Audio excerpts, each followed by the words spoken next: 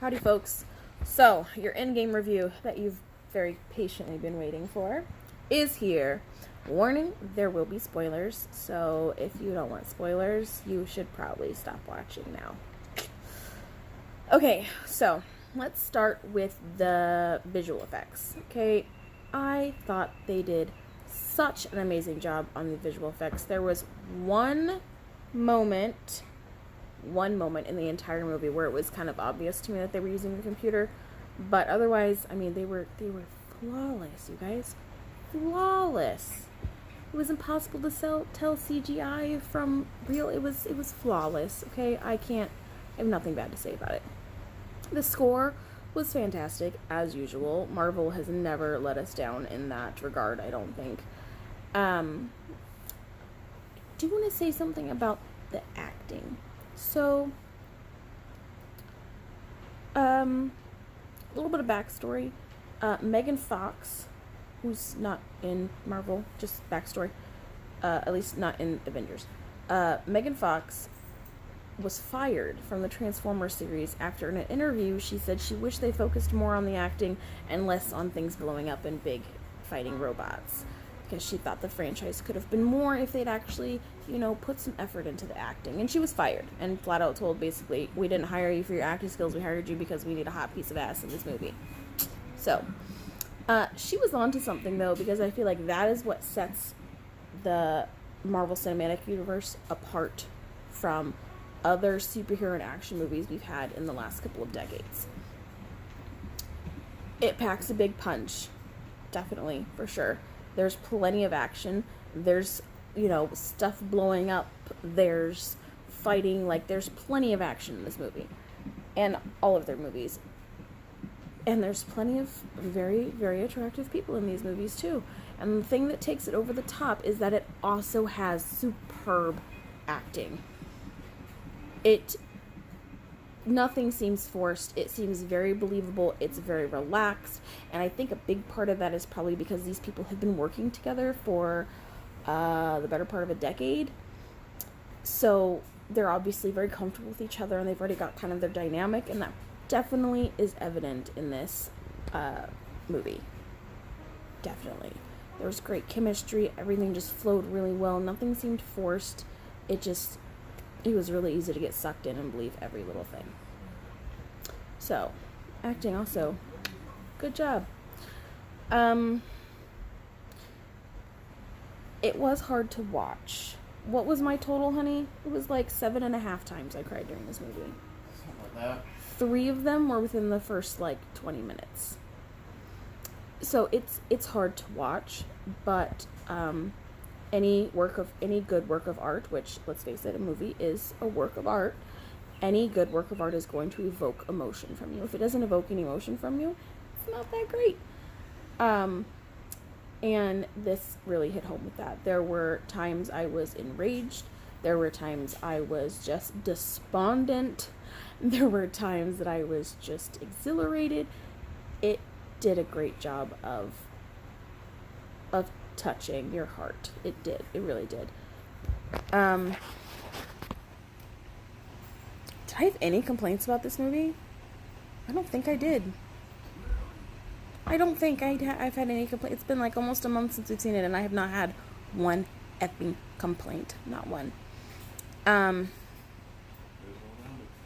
It was well-rounded. It was a very well-done movie. That's why I feel like MCU is going down. I did a video recently. It's definitely on the same level of other franchises that have been rendered iconic. Star Wars, Harry Potter, Lord of the Rings. It's up there. It's defining a generation. I have nothing bad to say about this movie. Nothing. There's nothing bad about this movie. Nothing at all. I will say that at the end, there is somebody at Tony Stark's funeral that confused us, and apparently it's confused a lot of people. So I did some research and discovered it is the kid from Iron Man 3.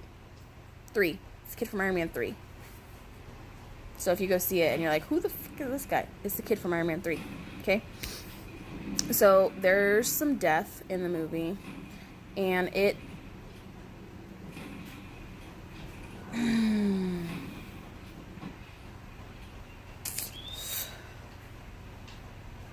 shockingly, the deaths were not the parts I cried at. I mean, I teared up a little. I definitely teared up like the moment they died, but it was all the emotion, all the fantastic acting surrounding the deaths is what did it. Heck, in the beginning, nobody died in the beginning. I cried 3 effing times. And nobody died. You guys, this movie was great. It was really great. I'm gonna ramble now. But really, I give it a solid 10 out of 10. Solid 10 out of 10. I've already pre-ordered it, okay? I told you that when I pre-ordered it. Yeah, I did. I've already pre-ordered it. It's a good movie. It's a great freaking movie.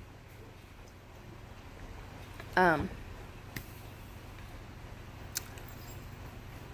would not recommend it for children because of how intense it is. I also don't recommend Infinity War for children. Even if you think your kid can handle it, it's intense. It's hard for grown adults to watch. It's traumatizing for grown adults to watch it, so you probably shouldn't let your child watch it, okay? Okay? That's my honest opinion. Take it or leave it. I know you're going to let your kid watch whatever you're going to let your kid watch, but I do not recommend. That being said, we are going to let our 8-year-old watch it simply because it can offer some closure on Infinity War. Our kids were very traumatized by Infinity War. We took them to see it in theaters. They'd seen all the other Marvel movies, and we took them to go see Infinity War, and were very, very regretful almost immediately when Loki dies in the beginning of Infinity War. Okay, my then 5-year-old was like traumatized, flat out traumatized. Okay, Loki and Black Widow are her favorite characters. So she watched Loki die in Infinity War. So she's not gonna go see Endgame, definitely, because Black Widow dies. Our oldest is a huge Spider-Man fan and a huge Iron Man fan. So it was really hard for him to watch Peter Parker dust in Infinity War. But that was the thing about Endgame, is you could see Peter Parker come back. And even though Tony Stark dies, it was a hero's death. It wasn't like in Infinity War, people just got dusted. And you watched your heroes be victims.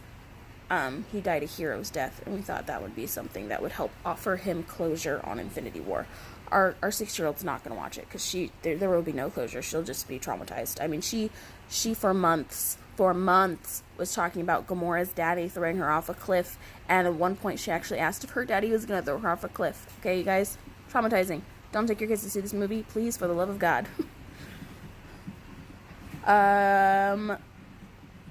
Yeah, I think that's all I have to say on it.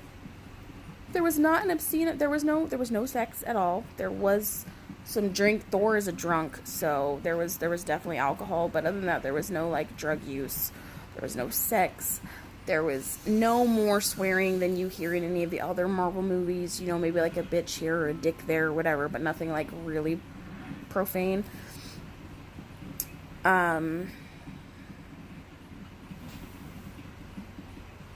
Yep, that's it. That's all I have to tell you guys on it. So, 10 out of 10. All the way around. It was a fantastic movie.